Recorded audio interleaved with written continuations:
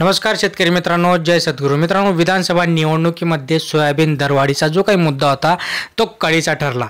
याचा निकालावर परिणाम होण्याची शक्यता आपल्याला सगळ्यांनाच दिसते आणि हे जे काही भाववाढीच्या अनुषंगाने शेतकऱ्यांकडून हमीभाव खरेदी करताना सोयाबीन ओलावा 12% 15% करण्याचा निर्णय देखील शासनाकडून घेण्यात आला. त्यानंतर सांगण्यात आलं की जी काय आहे ते आयात देखील बंद करण्यात येईल. बाजारात काही अंशी सुधारणा आधी दिसताना आपल्याला दिसते. प्रति क्विंटल 200 ते 300 रुपयाची वाढ आता नोंदवण्यात आलेली आहे. सविस्तर जाणण्याचा प्रयत्न करणार आहोत, त्यामुळे लाईक करा, शेअर करा, सबस्क्राईब करा. विदर्भातील अमरावतीचा जर बाजाराचा विचार केला तर 1.5 महिन्याच्या कालावधीमध्ये 2,87,000 क्विंटल इतकी आवक नोंदवण्यात आली. या बाजारात समितीमध्ये दररोज सरासरी 15,000 क्विंटलपेक्षा अधिक आवक होत असल्याने बाजार समितीमध्ये याच्यामध्ये खूप काही सप्लाय चेनचा डिफरन्स आला. ऑक्टोबरच्या सुरुवातीला बाजारामध्ये सोयाबीनची आवक होताच 3200 ते 3800 या दराने सोयाबीनचे व्यवहार होत होते. केंद्र सरकारने सोयाबीनला 4,892 रुपये क्विंटलचा दर जाहीर केला. बाजारात मात्र हमीभावापेक्षा कमी दराने सोयाबीन घेत होते. त्यामुळे शेतकऱ्यांना क्विंटल मागे 1,000 ते 1,500 रुपयांचं हे नुकसान सोसावं लागत होतं आणि त्याच्यावर कोणी लक्ष घालत नव्हतं. आणि दरम्यान आता निवडणुका लागल्या. याच दरम्यान आता सोयाबीनसह इतर खाद्यतेलाच्या दरात सुधारणा होत असल्याने सोयाबीनचेही दरही काहीसे आपल्याला वधारलेले दिसत आहेत.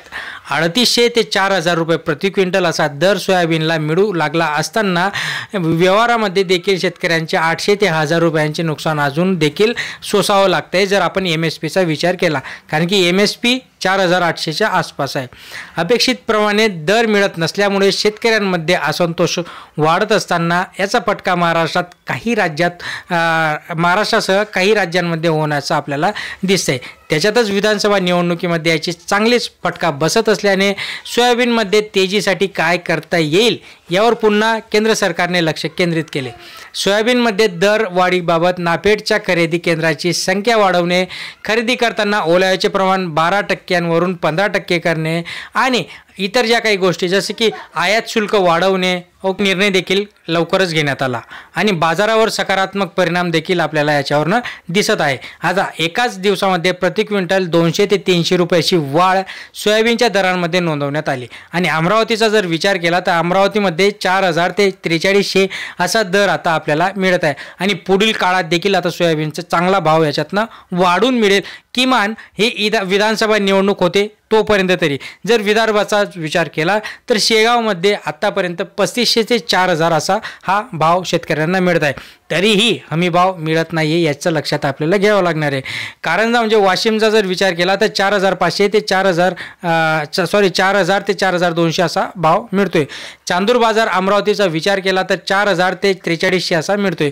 नागपूरमध्ये देखील 4,000 ते 4200 4300 असा चालू आहे. यवतमाळ मध्ये देखील 3800 4100 रुपये असा भाव चालू आहे आणि कुठेतरी 200-300 रुपये शेतकऱ्यांचे वाढलेले आपल्याला दिसत आहे या 2 दिवसांमध्ये.